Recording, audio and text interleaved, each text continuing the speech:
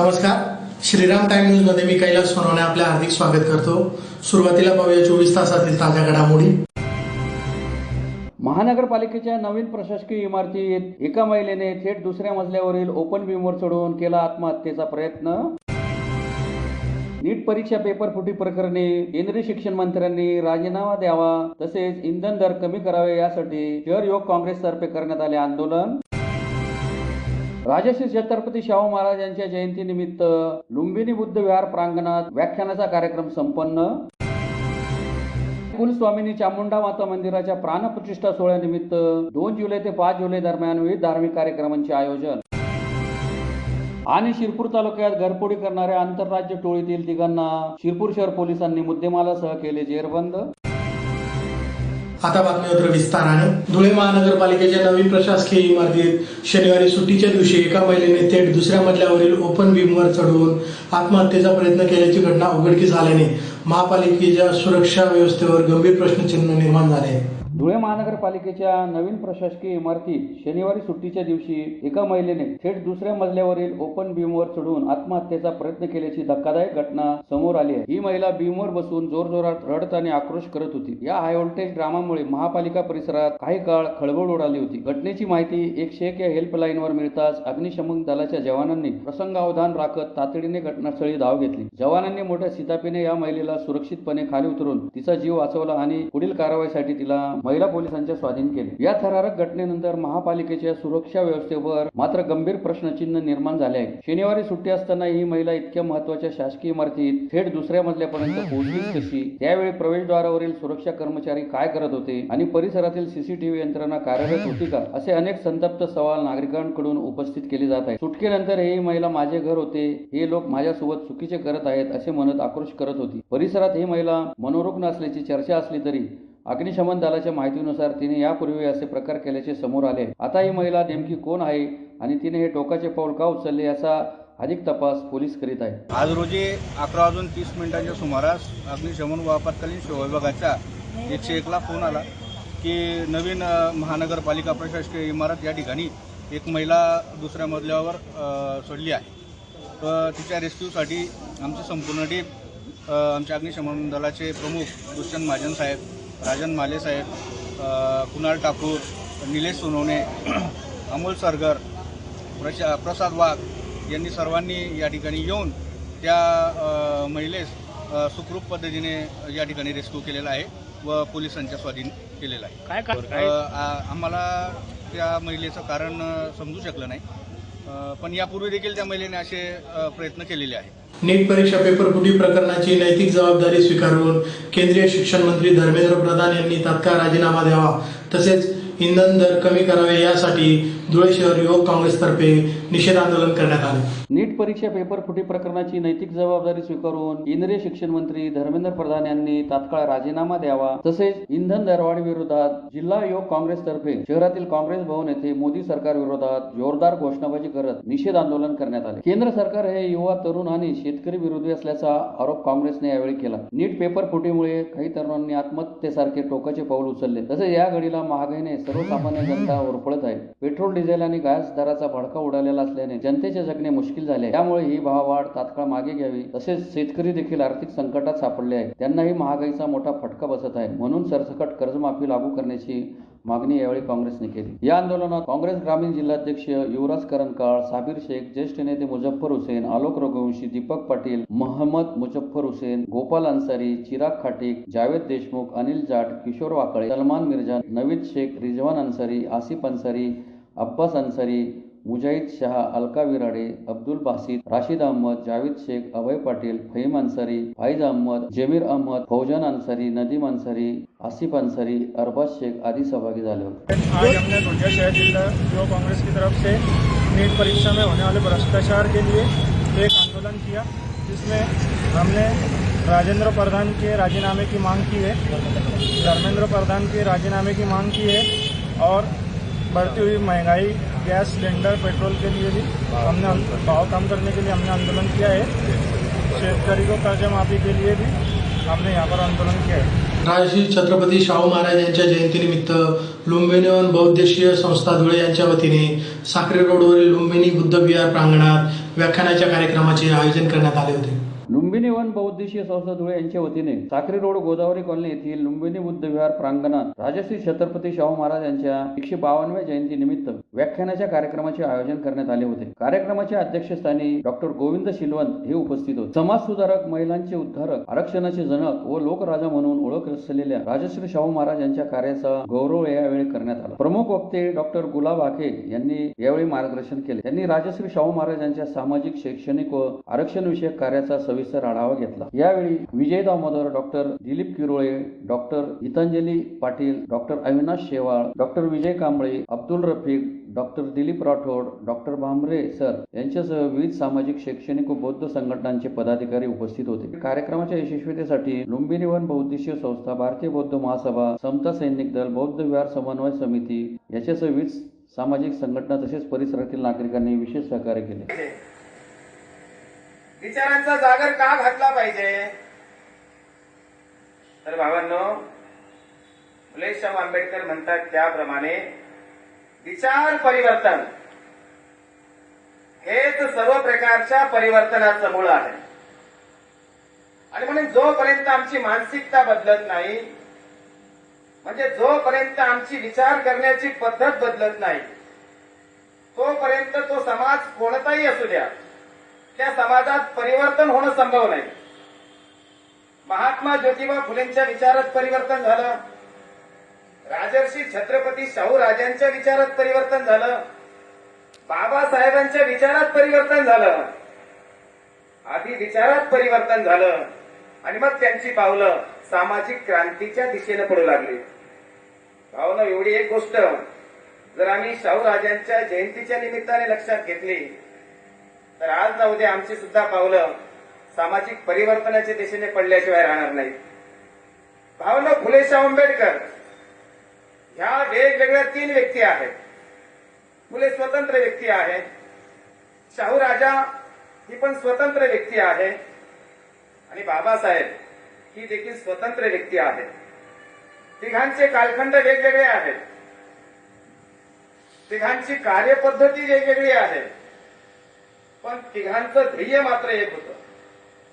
म्हणून व्यक्ती जरी 3 असल्या तरी त्यांच्यातलं व्यक्तिमत्व मात्र एकच होतं. आणि म्हणून भावांनो, फुलेशाह आंबेडकर वेगळे करून सांगता येत नाही. महात्मा फुलेंनी समाजातला अन्याय ओळखला, समाजातली अन्याय करणारी व्यवस्था ओळखली आणि ह्या शोषणकारी, दमनकारी व्यवस्थेतून मुक्तता मिळवायची असेल तर शिक्षण, आणि शिक्षणाच्या माध्यमातून सत्य शोधनाचा मार्ग समाजाला दाखवला. छत्रपती शाहू महाराजांनी काय केलं तर महात्मा ज्योतिबा फुलेंच्या विचारांना प्रशासनात स्थान दिलं. त्यांनी प्रशासनात सर्व जाती धर्मांना संधी दिली. ज्यांना ज्यांना संधी नाकारण्यात आलेली होती त्या सर्वांना शाहूराजांनी प्रशासनात संधी दिली. मागास घटकांसाठी 50% आरक्षण लागू केलं. महिलांच्या शिक्षणाची स्वतंत्र व्यवस्था केली, त्यासाठी वसतिगृह निर्माण केली. अस्पृश्य मुलांसाठी स्वतंत्र शाळा निर्माण केल्या. खाण्याची, जेवणाची व्यवस्था केली. प्रोत्साहन म्हणून शिष्यवृत्त्या दिल्या. सर्व जातींना एकत्र आणण्यासाठी शाहू महाराजांनी सामाजिक समारंभ आयोजित केले आणि जाती भेदाला मूठ माती देण्यासाठी छत्रपती शाहू महाराजांनी धुळे शहरातील चामुंडा माता नगर, पांढरा नदी हत्तीडोहाजवळ आदिशक्ती कुलस्वामिनी चामुंडा माता मंदिराच्या प्राणप्रतिष्ठा सोहळ्यानिमित्त दिनांक 2 जुलै ते 5 जुलै दरम्यान विविध धार्मिक कार्यक्रमांचे आयोजन करण्यात आले असल्याची माहिती पत्रकार परिषद घेऊन देण्यात आली. धुळे शहरातील पांढरा नदीकाठी हत्तीडोहाजवळ चामुंडा माता नगर, एकविरा मंदिर रोड, देवपूर धुळे येथे आदिशक्ती कुलस्वामिनी श्री चामुंडा माता मूर्ती प्राणप्रतिष्ठा सोहळ्यानिमित्त गुरुवार दिनांक 2 ते 5 जुलैपर्यंत विविध धार्मिक कार्यक्रमांचे आयोजन करण्यात आले असल्याची माहिती मंदिराचे विश्वस्त मंडळाचे अध्यक्ष पंडितनाथ बडगुजर यांनी पत्रकार परिषद घेऊन दिली. चामुंडा माता ट्रस्ट ही संस्था नोंदणीकृत करण्यात आली असून पंडितनाथ बडगुजर हे अध्यक्ष आहेत. त्यांनी मालकीची जागा मंदिरासाठी दान केली असून मंदिराला आतापर्यंत 77 ते 78 लाख रुपये खर्च आला आहे. 5 फुटी उंचीचे काळ्या पाषाणाची चामुंडा मातेची मूर्ती ठेवण्यात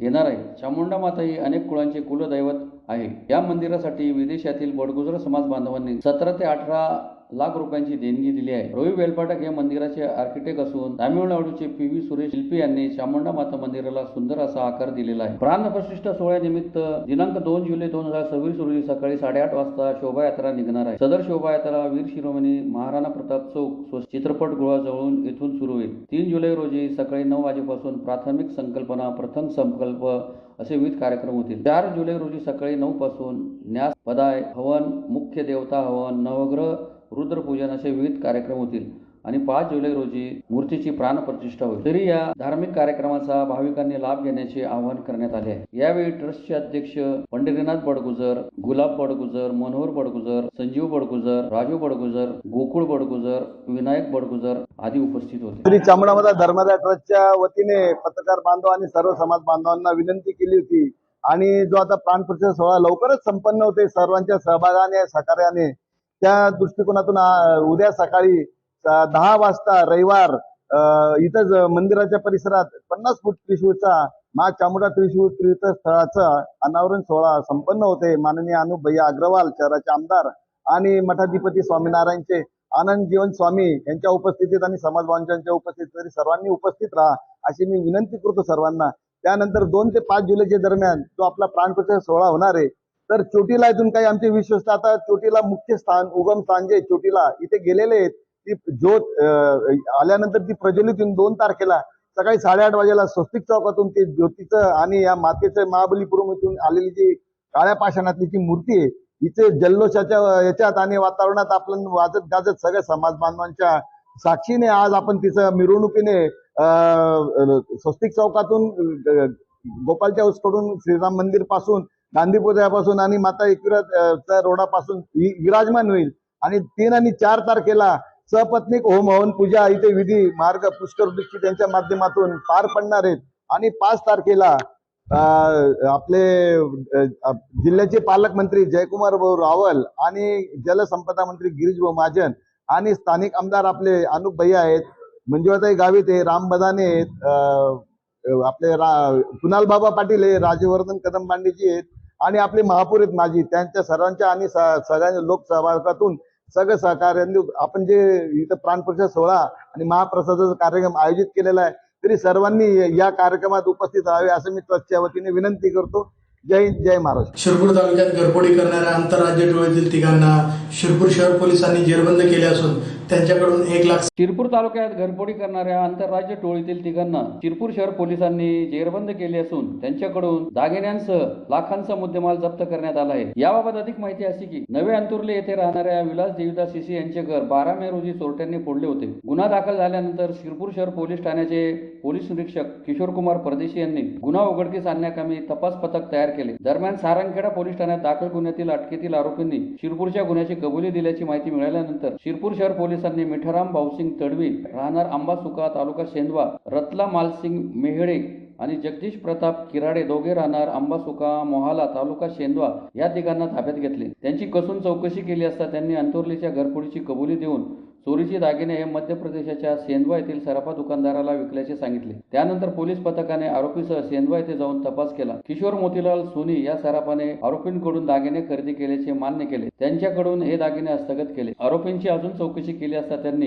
दिनांक 14 मे रोजी बोरगाव तालुका शिरपूर येथे घरफोडी केल्याचे कबूल केले. या घरफोडीचे दागिने त्यांनी सेंधव्याच्या शांतीलाल सोनी ज्वेलर्सला विकल्याचे सांगितले. या ज्वेलर्सकडून हे दागिने जप्त करण्यात आले आहेत. पोलिसांनी 42,000 रुपये किमतीचे 14 ग्रॅम वजनाची पिवळ्या धातूची लगड, 2,555 रुपये किमतीची 55 ग्रॅम चांदीची लगड, 20,000 रुपये किमतीची 10 ग्रॅमची पिवळ्या धातूची लगड, 42,000 रुपये किमतीचे 1,020 ग्रॅम चांदीचे 2 बिस्किट व 1 लगड असा 1,06,550 रुपयाचा किमतीचा मुद्देमाल जप्त केला आहे. सदरची कारवाई जिल्हा पोलीस अधीक्षक विशाल आनंद, अप्पर पोलीस अधीक्षक अजय देवरे, पोलीस उपअधीक्षक विश्वजित जाधव यांच्या मार्गदर्शनाखाली शिरपूर शहर पोलीस ठाण्याचे पोलीस निरीक्षक किशोर कुमार परदेशी, हेमंत कैरनार, रवींद्र आखडमल, अतुल पाटील, गोविंद कोळी, विनोद आखडमल, आरिफ तडवी, मनोज महाजन, सचिन वाघ, योगेश दाभाडे, भटू साळुंके, सोमा ठाकरे, मनोज दाभाडे, प्रशांत पवार, मिथुन पवार आदींनी केले. पुन्हा एक नजर ठळक घडामोडींवर.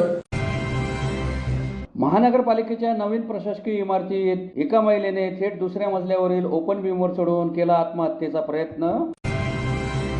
नीट परीक्षा पेपर फुटी प्रकरणी केंद्रीय शिक्षण मंत्र्यांनी राजीनामा द्यावा तसेच इंधन दर कमी करावे यासाठी शहर युवक काँग्रेसतर्फे करण्यात आले आंदोलन.